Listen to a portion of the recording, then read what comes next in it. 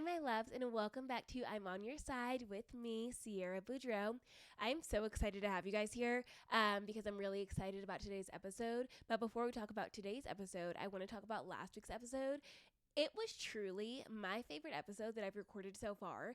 And I know this is going to be the fifth episode, I think, or the sixth episode. I think the fifth. This is the fifth episode. But last week's was so much fun because I felt like we just let the walls come down and just had a really good chat. And it felt like we were just hanging out. I really love the interactive episodes that we do where you guys send things in and I respond to them or talk about them just because it feels like we're doing this together and it feels like we're hanging out and just spending 30 to 40 minutes together every week. So thank you for doing that and joining me in that. And I did crowdsource for this week's episode too. Asked you guys to send in some of your stories. So I'm really excited to read those. But before we get into that, of course, we have to do our what are we doing? Where are you going? What are you watching? All of that good stuff. So I'm recording this on Sunday, the day that last week's episode came out. I was really stressed because I thought I was going to have to go to New York for work on Monday, but I ended up not having to go. Something happened with that deal. You know, you win some, you lose some. So something happened with that deal. So I'm not going to New York, which honestly ends up being really right on time with my schedule, just because I was going to have to fly there, stay the night, go to the event the next day, leave the event, fly to Charlotte, and then stay overnight in Charlotte and fly to Aruba at 7 a.m. from Charlotte. But there was a possibility that there wasn't going to be a flight I could get on, and I was going to have to fly out the next morning, and there was no other flight from Charlotte to Aruba that day, so we were going to have to delay our trip by a day. So I'm just really glad everything worked out because everything truly does work out the way that it's supposed to. So thankful for that. What am I reading? I'm still reading What Happened to Kitty Carr. I haven't made much progress in that just because I've been doing other stuff like running. You guys, I'm a runner now, in case you didn't know because you don't follow me on Instagram, which I think at this point, most of you guys do follow me on Instagram.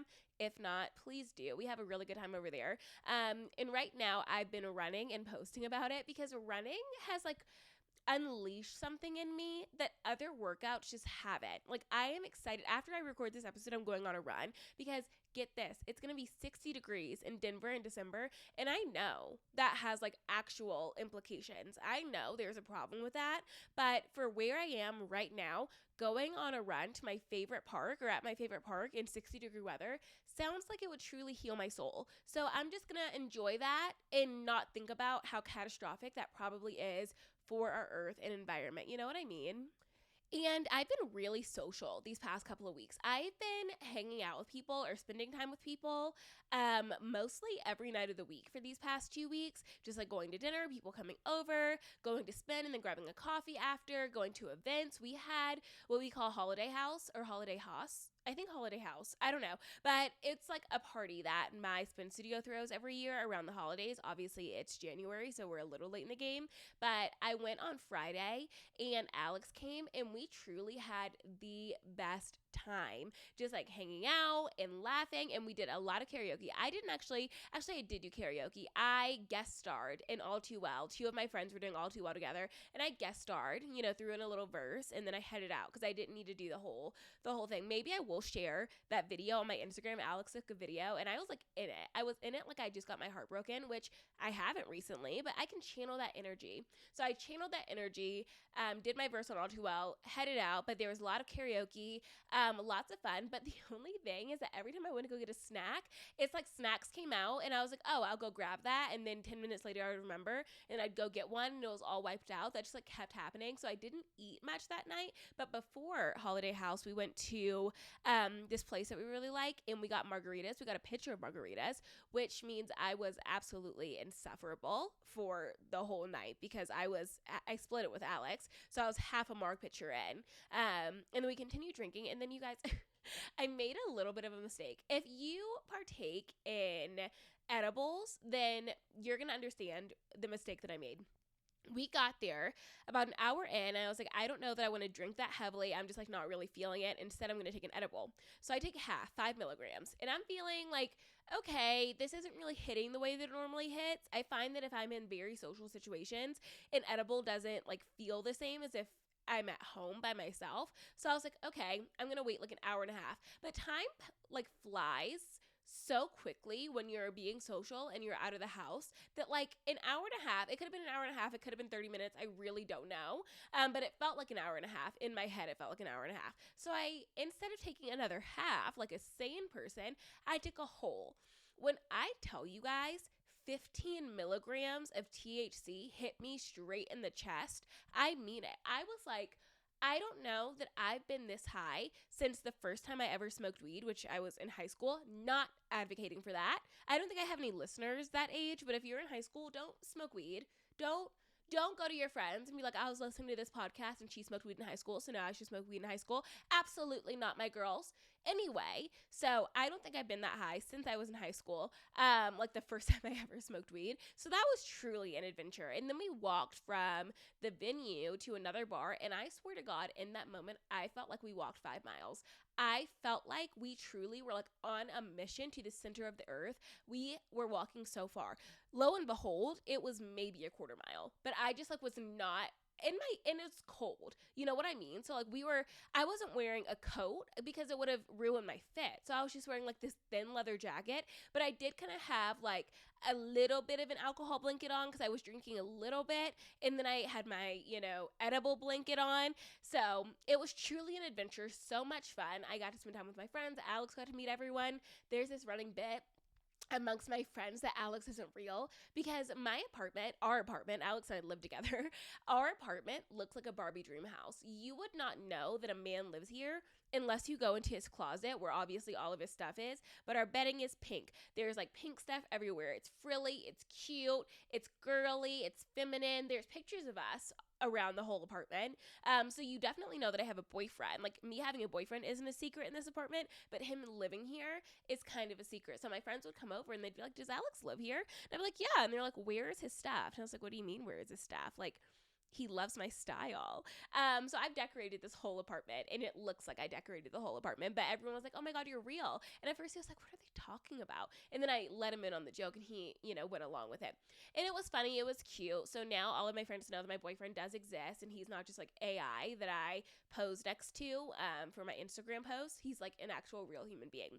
So that was a great time. And then what happened? Today's Sunday. So not much has happened since then. Yesterday I rotted. Yesterday I truly rotted. But here's what I've learned, that you can't make a plan for the whole day. You can't say this whole day I'm going to rot, or this whole day I'm going to be out and about, or this whole day I'm going to do this, because sometimes your mood changes. Like you start to rot, then you're like, actually I need to move my body. And that's what happened to me yesterday. I rotted for like 5-ish hours. I watched a lot of Modern Family, because if you're on Twitter/X right now, you'll see that there's a lot of like sitcom clips going around and no one is doing it like Modern Family, point blank period, or has done it, because Modern Family is obviously over now.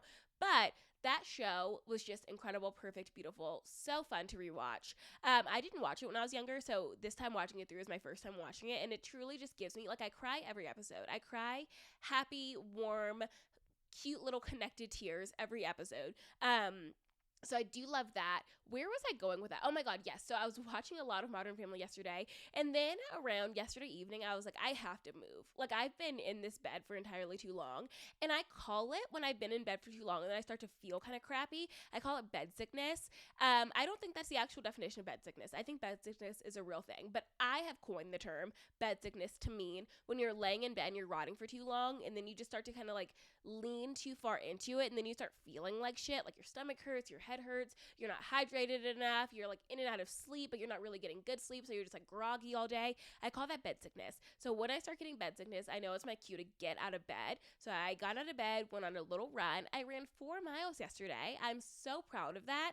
I'm running on the treadmill right now and trying to start running outside. It's just cold right now, so I've been running on the treadmill, but I ran 4 miles. My goal was 3 miles, but I was like, no, I think I have 1 more mile in me, and I did. So I did 4 miles in 44 minutes, feeling really good. I shaved some time off of my mile. Not that that's what it's about, like run at your own pace. Every runner content that I've been like consuming has just been saying like run your run, do what you need to do and go slow so that you can go fast. So if you're interested in getting into running, my biggest tip is go slow so you can go fast. And this is my fourth run. So like I am not a runner by any means, but I'm just having a lot of fun doing it. And I will talk more about that if I actually do like become more of a runner. Then I'll probably do like half an episode on it or just like talk more about it. But it's been really good for me so far because I've been able to get out of my head. You know, when you just spend all day like overly consumed, especially by work. I get so consumed by work and so consumed with my following, so consumed with what I should be doing that I just feel like, oh my God, I've been looking at a screen all day. And by proxy, I've been in my head all day because I'm like, my job is myself. My job is my content. So I've been thinking about myself and looking at myself all day, and it's exhausting. So I just need to like turn my phone off because I can't scroll TikTok when I'm on a run. I can't look at my Instagram analytics when I'm on a run. I just have to be on my run. And I've been listening to normal gossip while I run, and it is truly like my brain is perfectly distracted, and I've been loving listening to that podcast while I run. So that's what I've been doing. And then I just wanted to update you guys. Last time we talked, I told you guys about my bipolar to ADHD diagnosis and how we were going through the process of that and seeing what medicine works and getting new coping mechanisms. I do plan to do a full episode once I like really feel solidified in my medication and my diagnosis, and like have more conversations with people, have more conversations with professionals, have more conversations with people who do have ADHD, and get more of a grounding on it myself. But I was at the psychiatrist the other day, and we decided to put me on a small dosage of Wellbutrin. And I know usually I don't give medicine names, but I think in this case it's helpful just because I want to let you know and just remind you that if you think you might have ADHD or you're going through that process, that maybe it's worth it to not start on a stimulant. I know some people really need them, and I might end up needing them. Like, I'm not saying I'll never take a stimulant. I'm just saying if taking a stimulant feels scary to you and you just don't really know if you want to like jump right into that, there's non-stimulant options, and Wellbutrin is a non-stimulant option. So I'm taking that right now, mixing it with my bipolar meds. But I went from 60 milligrams of my bipolar meds to 40, and now I'm on 20, and I feel really good. Like, I feel really in my body. I feel really aware of my emotions because I know where some things are stemming from. I was talking in therapy about, and actually we're going to get into the episode, and that's going to kind of play into this, but I was talking in therapy about how sometimes Alex and I will be in an argument, and it's over something very, very small, like very itty bitty and minuscule, but my brain just has a hard time getting over it, which is like a response of executive functioning or the lack of executive functioning, which I've learned. And before, I'd really beat myself up about that and be like, I don't know why this is happening. I don't know why I'm having such a hard time getting over this, but I've learned that there's a reason behind it. And when I tell you guys, getting diagnosed, I know it's scary and I know it's overwhelming, but all it does is help you get to know yourself better. All it does is help you feel like you are back in your own body. And that is supremely important to me. I think that is the most important thing to me, feeling really connected to myself. So I'm very thankful for this diagnosis. I'm very thankful for my team of professionals who have really been alongside me with this and researching for me and informing me on things and helping me try new things and not just shutting me down and turning me away, like really listening and really caring, because I know that there are some doctors or professionals out there that don't do that. So I'm very thankful for my care team. Okay, well, now let's get into the episode. So this week's episode is kind of an extension of last week's episode. Last week, we talked all about leaving him, like knowing when it's time to leave a situationship, knowing when someone's not right for you, seeing all the red flags, acknowledging them, and then moving away from them, like all about that. And while that episode was a lot of fun and I really enjoyed talking about men's flaws, I really also do want to talk about some of the good things a relationship can bring to our lives, some of the enjoyable things a relationship can bring to our lives, reminding ourselves that there really are good men, there really are good people out there. We just have to find them. Once again, I'm talking in heteronormative terms because that is my experience. If you have a different experience, you can fill in the blank in the way that makes sense for your life. Just wanted to disclose that. But let's get into it.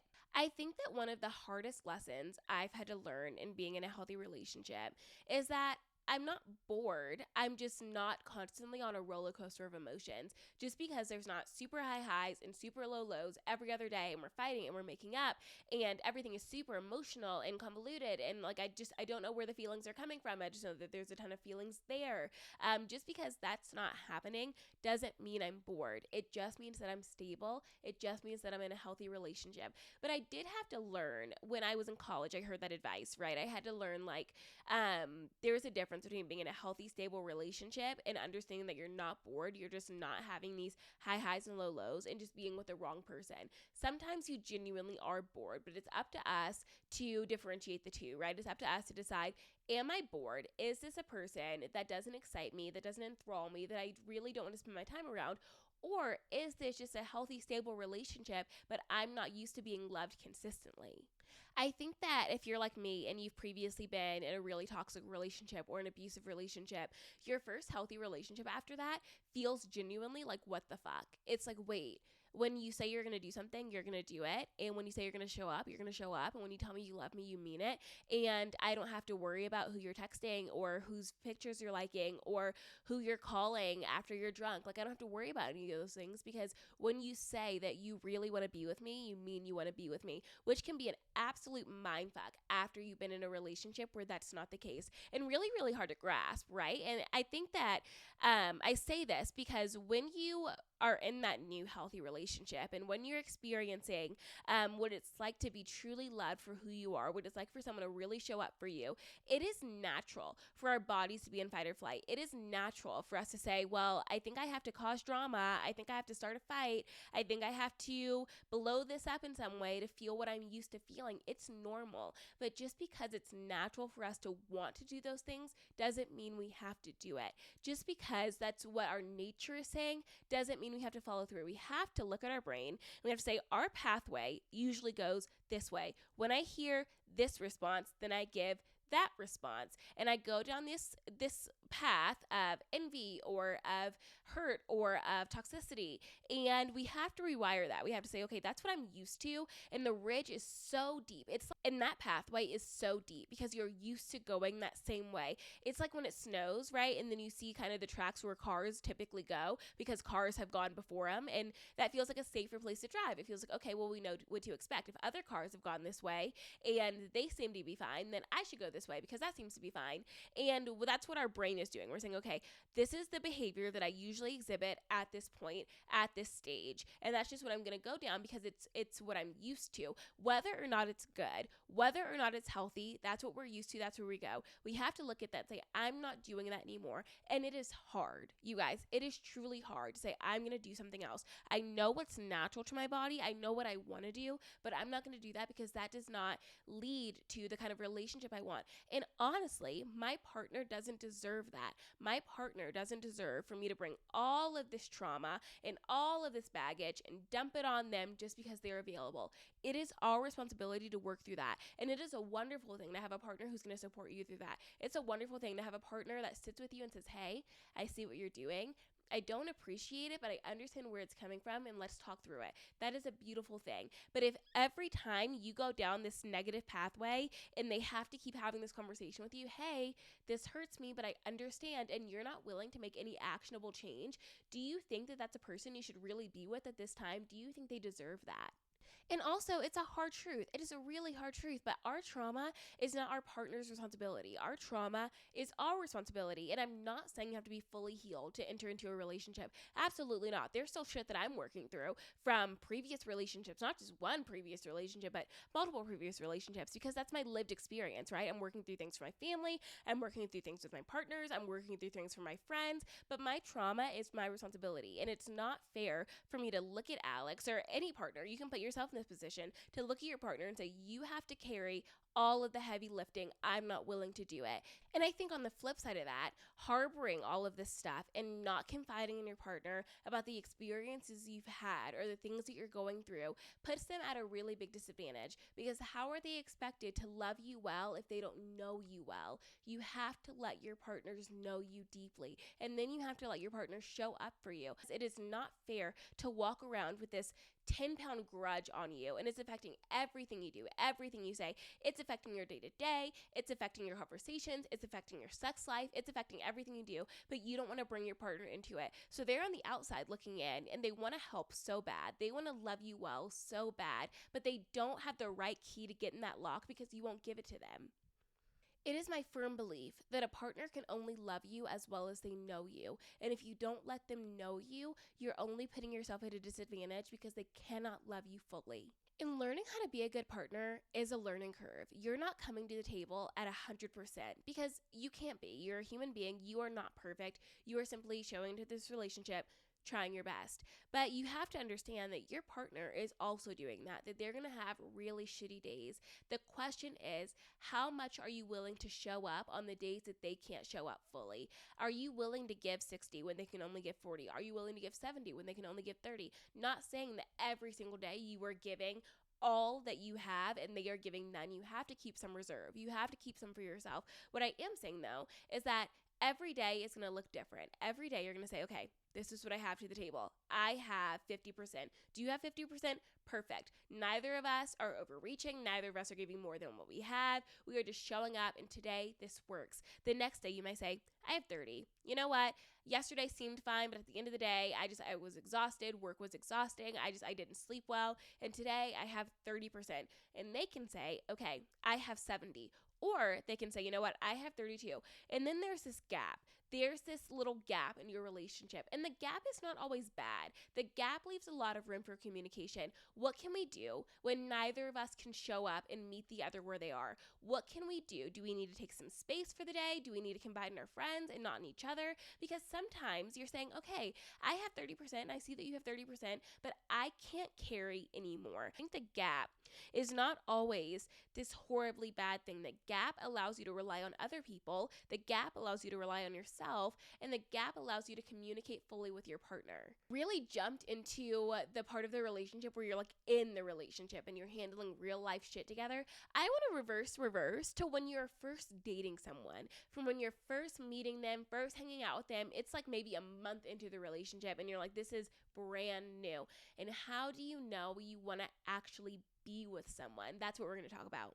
I think my biggest speed round advice is look for green flags, but be aware of the red ones, right? Look for the good in your partner or the person you're dating, not necessarily your partner. Look for the good in them. See what they are doing. Acknowledge what they are doing and enjoy what they are doing, because you do deserve to be loved well, actually. In case you don't know that, in case you haven't fully registered that, you do deserve to be loved well. You deserve to have someone who shows up for you, who honors you, who loves you, even when you're not looking, even when they're by themselves, even when they're with their friends, even when they're online.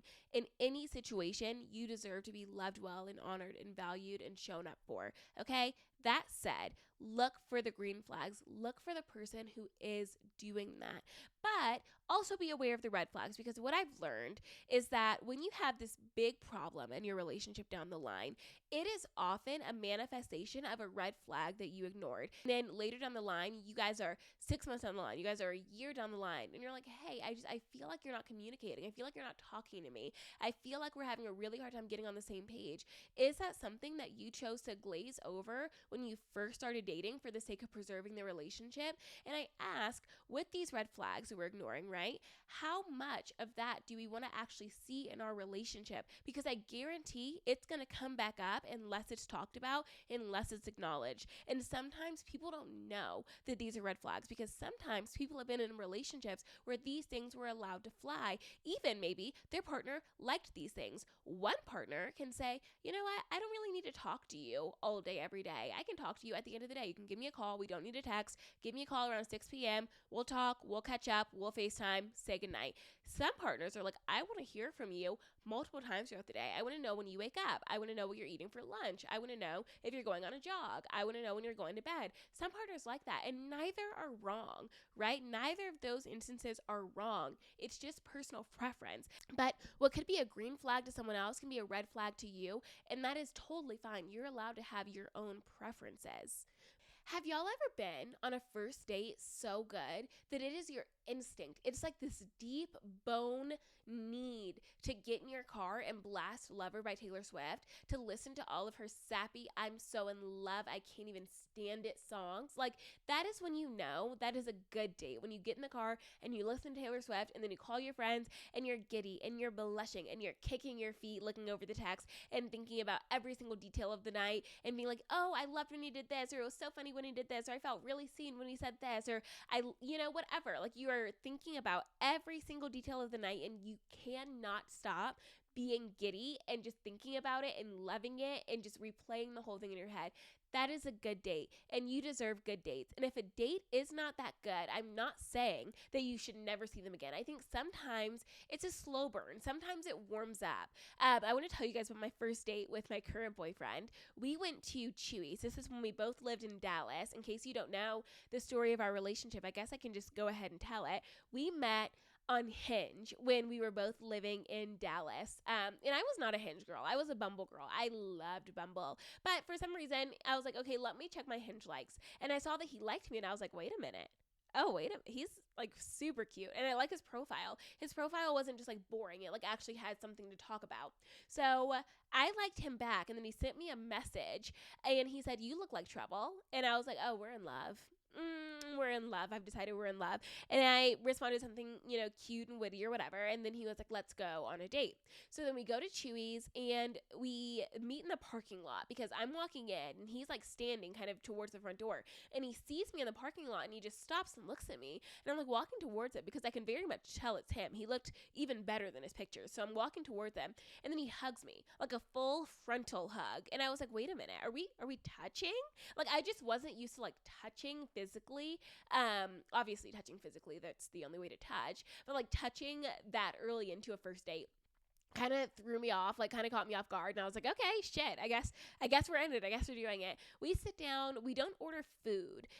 We order margaritas. At first I was like, oh my God, I don't want to be drinking if I didn't like have food in my system. But then they come out with the chips, the guac, the sauce, the whatever. So we're snacking, we're drinking, we're talking. But like, I feel like the whole time I'm just talking. And he's just nodding along, kind of like putting in little things, but like not really. Cause you know how sometimes when you are having a conversation with someone, you say something and then they say something and then the conversation kind of derails and goes down the line, and that's how conversations go. I learned later at this time I didn't know him. So I was like, oh my God, I guess he's just like really quiet or whatever. But I learned later he was just a really, really good listener. So I'm just talking and I was like, you know what? I'm going to go to the bathroom because I had been talking for like an hour. My voice was hoarse at this point. I go to the bathroom. I kind of collect myself. I come back out and then we hit it off. I think that just spending a couple minutes in the bathroom, like collecting myself and checking in with myself, like, do I like having a conversation with this person? Do I like how this is going? How do I feel? Because I think that oftentimes when we're dating, we are so focused on how the other person feels. We are so focused. Do they like us? Do they want to be around us? Do they think I'm funny? Do they think I'm pretty? Whatever it may be, we are so focused on how they feel about us. We never have the time to check in. In the bathroom, I checked in with myself and I was like, okay, he's cute. Conversation is going well. Like I'm talking, I feel like I can be myself. I don't feel like I have to shy away from certain topics or conversations. I think that I would like to continue this date because back in this day, I was a date leaver. If I wasn't having a good time, I swear to God, you guys, I would literally leave. I'd be like, you know what? I don't see this working out. I'm going to head out. Thank you so much. And then I would leave. I had no shame in it. I loved leaving a date. And I did it quite often. So I was like, okay, I'm going to stick it through. I'm going to go back out there. We're going to finish dinner or whatever. So we go back out there.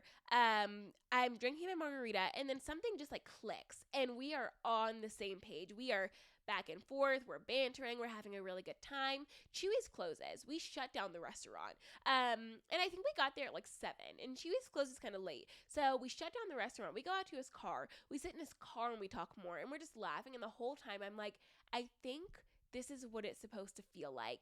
It's not this super overwhelming like rush. It's not this crazy super big spark. It's just this even connection, this good conversation, this deep feeling of comfort. And that's what I've been looking for. So we leave, like the date ends, whatever. I go home and we had this bit during the date that I was like, I think that we spent too much time together. I think that we talked too much. Maybe we need to take some space. And so he's like, yeah, maybe 3 days. And I was like, yeah, 3 days sounds like super reasonable. He follows the bit. 3 days later, he texts me. And mind you, I just read the book attached. Without reading the book attached, I think I would have been freaking out. I would have texted him and been like, hey, haven't heard from you. Did you have fun on the date or not? But I read that book. If you haven't read Attached, I really, really recommend it. It talks all about the different attachment styles, how to like understand yours, how to nurture it, how to feel better about it. I really, really enjoyed it. I had a very, very anxious attachment style, and I was relying on dating and relying on communications from men to give me a dopamine hit, which I've later learned, like very, very recently, is probably a symptom of ADHD. I was like, oh my God, if I get a text from a man, if I get asked asked on a date, if I get a like on Bumble or Hinge, then I get that dopamine hit. I get that very quick release.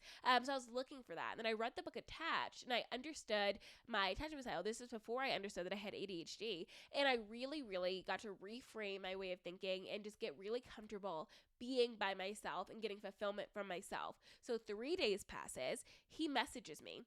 He texts me, hey, contrary to popular belief, I'd love to see you again. I'm giddy. I'm kicking my feet. I'm screenshotting and sending the girls. I was like, he likes me. I like him. We're going to see each other again. And thus begins our first couple of dates where we did activity dates, which I really, really enjoyed, activity dates. The next date we went on was axe throwing, and I wore the tiniest Lululemon white mini skirt. I mean, it was itty bitty. And then this long sleeve cropped Lululemon top. Like, I looked sporty. I looked cute. But it was very much like an outfit, you know what I mean? And so he sees me, and once again we hug, and I think we kiss.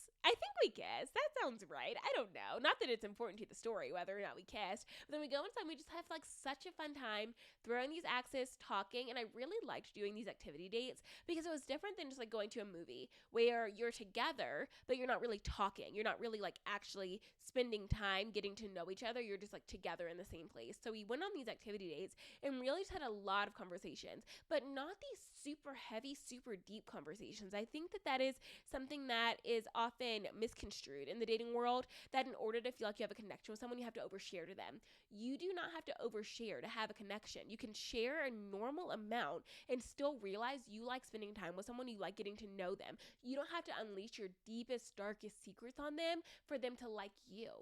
But a couple of weeks ago, Alex and I were talking about like our first dates and, you know, getting to know each other and that whole experience. And he was like, I really liked you because you had depth. And the reason I share that is because while I wasn't oversharing, I was very much letting him get to know me. I was talking about layered things. I was talking about my own personal experiences. I wasn't backing away from conversations, but I also wasn't trying to like forge this connection by oversharing and trauma dumping just so that we felt connected through that. And I'm really, really glad I didn't do that because that's something that I had the tendency to do in the past. And then so on and so forth. And we started dating pretty quickly after we met. Not like super quickly. I think it was maybe a month and a half. But here's the kicker, you guys. I was moving. By the time we met, I already knew that I was moving to Denver. And he had gotten to Texas, I want to say like 3 or 4 months before that, and decided he didn't like Texas. On our first date, I made a joke. I was like, yeah, I'm moving to Denver. Do you want to come? And he was like, yeah, I'll come. Lo and behold, we were both being drop dead serious. I was like, no, I'm packing this man up and bringing him to Denver. And he was like, I'm packing my shit and I'm going with her. So then we did 8 months of long distance or 9 months of long distance after I moved. We saw each other and were in a relationship for 3 months. I moved at the 3-month mark. And then we did 8 months of long distance, and then he moved in February of last year. And then like when I tell this story, I very much acknowledge it could have been love bombing or he could have been telling the truth, and I chose to believe that he was telling the truth, and he was. Ended up being the love of my life, so I'm glad that worked out. But he really could have like done a number on me, you know what I mean? He could have been like, I'm willing to move, and then a month in, he was like, actually, I'm not coming, and we're never speaking again. He could have literally ghosted me because imagine like I'm out of the state, obviously I live somewhere else, and then he just never replies to my text again. Like, what am I supposed to do? Hop back on a plane and knock on his door? Like, obviously not.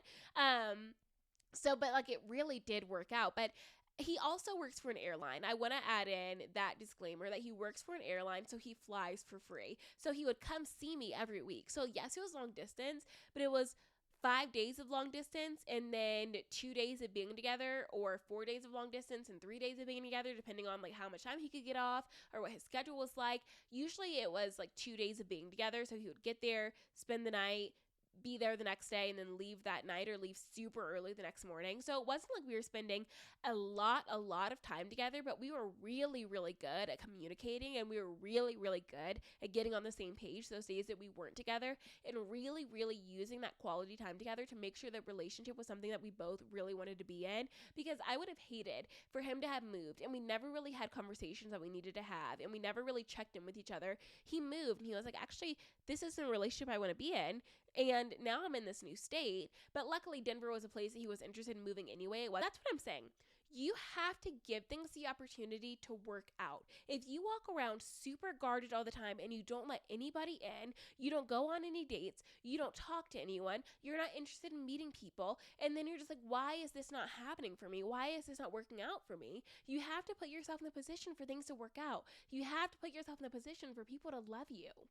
And now that we've gotten my how I fell in love story out of the way, I want to go back to knowing when you want to pursue something. You don't have to know that that is the person you're going to marry. You don't have to know this is the end all be all to give it a shot. You just have to say they have enough green flags. I enjoy spending time with them enough. I enjoy bringing them around enough. I enjoy conversations with them enough to go on another date and then another date and then to say yes and be in a relationship and seeing how the relationship works out. I think this whole when you know thing is in part true. I think that you have these really, really big feelings and there's science behind it. Like these really, really big feelings, these emotional floodgates open and you're like, this is it.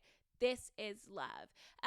But love is not enough to sustain a relationship if that's all you have. We know this by now, right? We have to have other things. We have to be excited, enthralled, entertained. We have to be challenged. We have to be known. We have to be valued. We have to be intellectually stimulated. We have to fight fear. We have to love fear. There's a laundry list of things that have to go right in a relationship aside from love. But I do think this whole when you know thing has stopped some things from happening because you're like, well, if they were my person, I would have just known. I just would have had this gut feeling I would have just known. And so I'm not going to go on the second date with them because the spark wasn't there on the first date or it wasn't love at first sight, which cuts us off from a lot of opportunity to be in love, a lot of opportunity to be loved. I don't think it's necessarily when you know.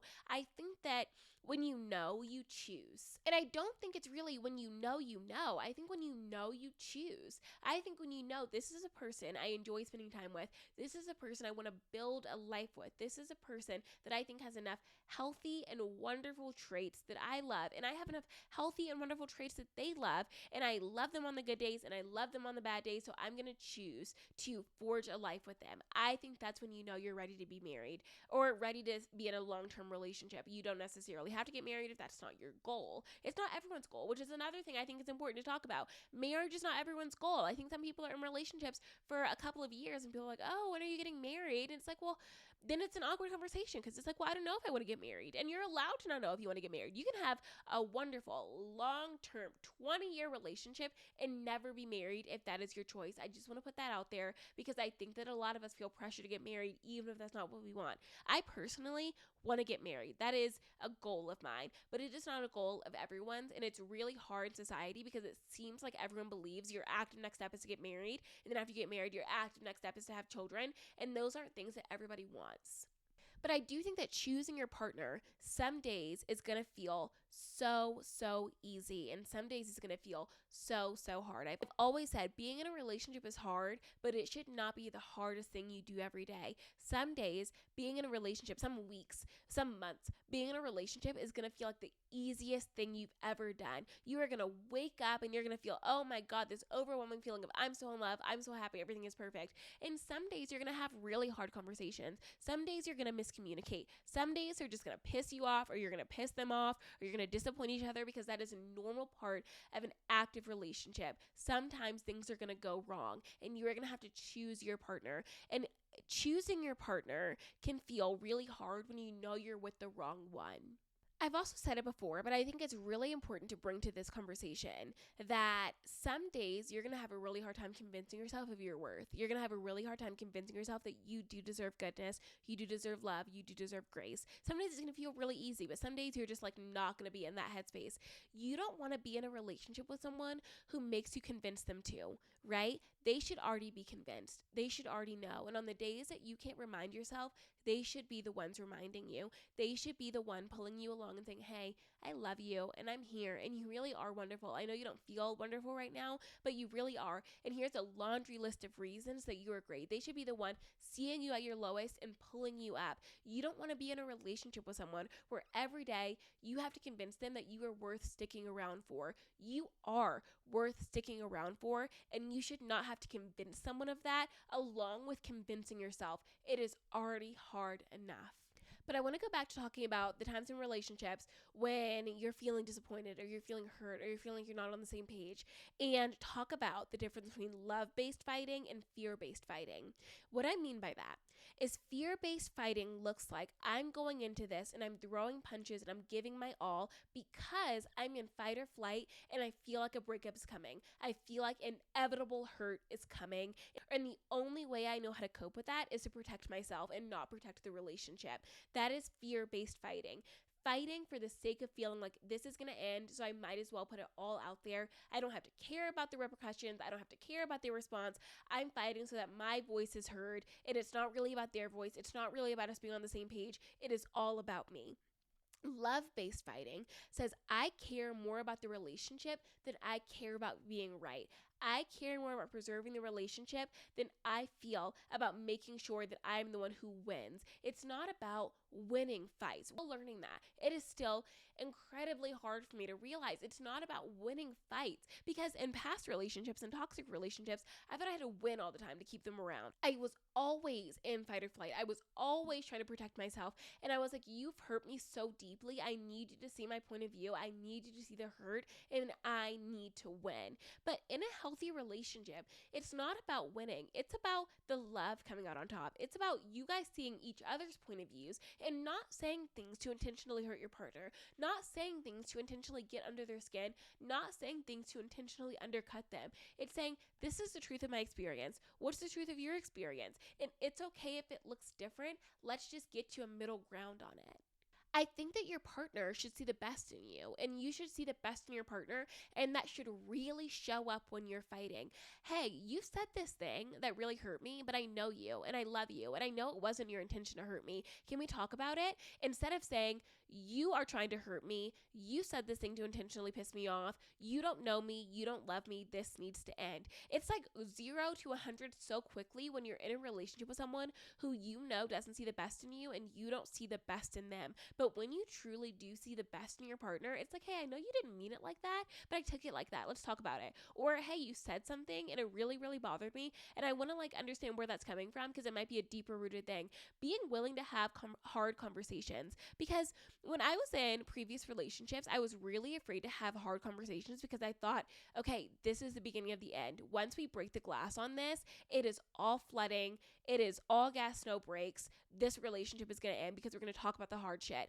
If you can't talk about the hard shit with your partner, you have to ask yourself if that's a person you actually want to be in a relationship with, or if that's a person you're just comfortable with. And it's comfortable and it's fine and it's dandy and everything is okay as long as you don't talk about anything, as long as you don't bring anything up. If the only way a relationship works is if you bite your tongue and you don't bring up things that really do hurt you, really do bother you, or even small things, if you feel like you can't bring anything up in your relationship, I don't know that that's a relationship worth staying in.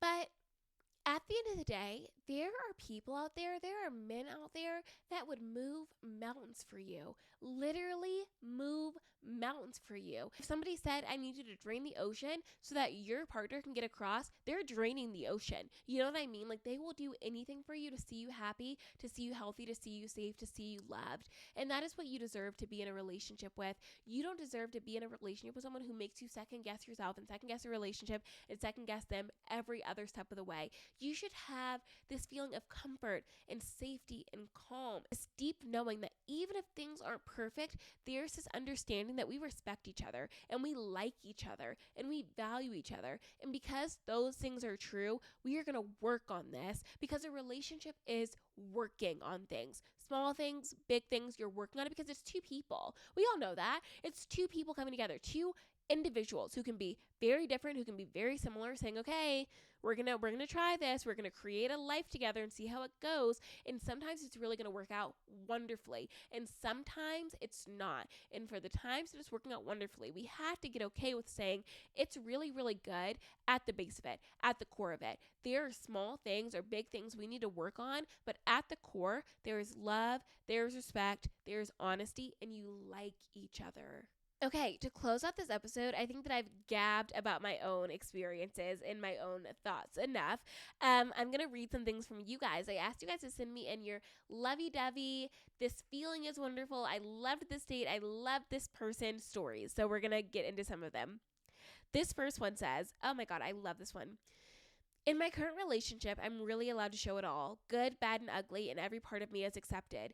We don't have to love the bad parts, but in the past, when maybe I wasn't my best, it was held over my head and made me feel like who I was at my core. Now it's, hey, you had a bad moment. You're still an amazing person, and I want to work through the bad. It's genuinely so refreshing and eases a lot of anxiety for me.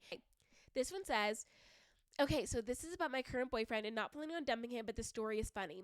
So we met Cinco de Mayo 2021 and we just chatted for a little. The next day he texted one of our mutual friends to get my name. Long story short, we ended up being besties for like 6 months and I truly was not looking for a relationship. He was obsessed with me and asked me on dates every single week. One night, after too many Long Islands and margaritas from the restaurant we met at, we came back to his house. I had my dog on his leash and I was letting him out before coming in. He spun me around, kissed me, and I pushed him away and screamed, "Why the fuck would you do that?" The rest is history. Oh, he was ready. He was ready. He's like, I just need the platform. I literally just need the opportunity to do this. And he did it. And she was like, yeah. Sometimes you just need a man to be direct, to be like, look, I want you. I want to be with you. And I'm going to show you, for something to click in you and to be like, oh, actually, I want you too. And like, I'm ready for this too. Sometimes you just need that, you know? This one says, I knew he was my forever partner when I noticed how he intentionally got to know me, encouraged me to do all the things I love, got to know and build connections with people in my life, started playing my favorite music in the car. I love that. Oh my God, I love that. Learned how to make my daily latte, even though he's a Folgers black coffee only kind of guy. In past relationships, I dulled so many parts of myself and tried to mold into what I thought the other person wanted. My now fiance did the opposite. We're soulmates, and it's not because we're super similar. It's because we value each other's individuality. Could say a million more things. You know how women, sometimes you're like, I want flowers, right? And their partners are like, I don't understand. Flowers aren't a big deal. Like, it's not something I need to remember when I go to the grocery store. Bringing home flowers when you go to the store isn't about the $6 gift or the $10 gift. It's about, I thought about you when I wasn't with you, and I know this is something that's just going to make your day. I know this is something that's going to make you happy. If you're wondering, if you're someone who's out there dating, wondering like, is it about the gift? It is almost never about the gift. It's about the thought behind the gift. It can be $5. It can be $500. At the end of the day, it is literally just the thought. I immediately felt like I knew him forever before we even met in person. When we did meet in person, I felt so safe immediately. We've been together for almost 4 years. Tinder success. Y'all, the dating apps, that's 2 dating app stories for you guys too. This Tinder story and then my Hinge story. The dating apps are hard. I know it is rough out there. I couldn't imagine some of the things you guys go through being on the dating apps. I know it can be really, really hard, but sometimes there's a diamond in the rough. And that goes back to what I was saying earlier. You just have to put yourself in the position to be loved. You have to put yourself out there. I'm not saying you need to be scrolling on these dating apps for 30 minutes every day. Oh my God, I'm sure that's exhausting. Like, and that really, no, I couldn't do it. I'm not saying you have to do that. I'm just saying put a profile up. Get something witty on your profile, something for them to respond to. On my Hinge profile back in the day, it said, the prompt was like, I don't think anyone is really good at, and then I said mini golf, because a lot of men are competitive and they'd slide in and be like, oh, I'm actually really good at mini golf. I'm perfect at mini golf. I was a mini golf world champion when I was 10 years old. I'm going to take you mini golfing. It's an in for a date. It's not necessarily that I think anyone is particularly good or bad at mini golf. I don't really have an opinion on it, but it was like a silly little thing to say. And you guys want to know the amount of mini golf dates I went on? It felt like once a week I was on a mini golf date. It worked. Okay, this is what I'm going to end on because I really, really like it. I was casually dating 2 guys. One guy literally could care less to give me the time of day, and the other guy was so attentive and so nice and so available. So naturally, I gravitated towards the challenge and put all of my eggs in the first guy's basket. But clearly, if he's ignoring me, I want to try that much harder, right? That's how it goes. However, the second guy and I would talk literally every day and we would chat about everything. I was so messy, I would literally go on a date with both of them, sometimes the same weekend, sometimes the same day. I mean, okay, girl. Okay. No surprise when guy 1 broke things off with us a few days before Valentine's Day, then literally the next day the second guy asked me to be his Valentine. I was a bit hurt from the first guy, so I agreed just to help me move on.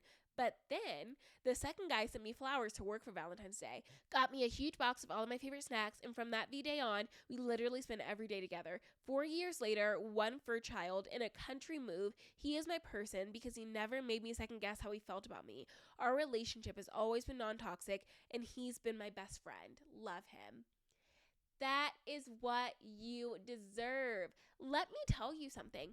Going after these men, we talked about it last week, going after these men who truly, at the end of the day, don't give a damn about you. I know why we do it. The dopamine hit, the excitement. Oh my God, they texted. You've seen all the TikToks, right? Where it's like having a shitty day, whatever. But the minute he texts, the minute I see his name pop up on my phone, suddenly I'm rejuvenated. Suddenly I'm alive. Suddenly I'm awake and the world is my oyster and everything is perfect. I understand that feeling. It is a rush of emotion. It is big. But then think about the low lows that it feels like when you don't hear from them from 3 days, or when you're online and you see them posting and watching all of your stuff, but they can't take the 30 seconds to text you back. Like, I know how hard that is and I know how much it sucks. Stop entertaining them. The only way they'll stop is if women start saying, or people start saying, that behavior, like, it doesn't make me feel good. That behavior is actually quite shitty and I'm like not interested in it. Then something may click. Maybe one day in their brains, that's actually not the way to get someone to want to be with me. Anyway, I just want you guys to be in love with people that you don't have to convince to love you back. Okay, that's what I want for you. It's that simple. Thank you so much for tuning in. Don't forget to leave the podcast a review. I'd love to read what you have to say. I love seeing y'all's ratings, and I'm so honored that I get to do this week in and week out. So I will see you guys next week when I'm back from my trip. Okay, until then, I love you so much, and I'm on your side. Mwah.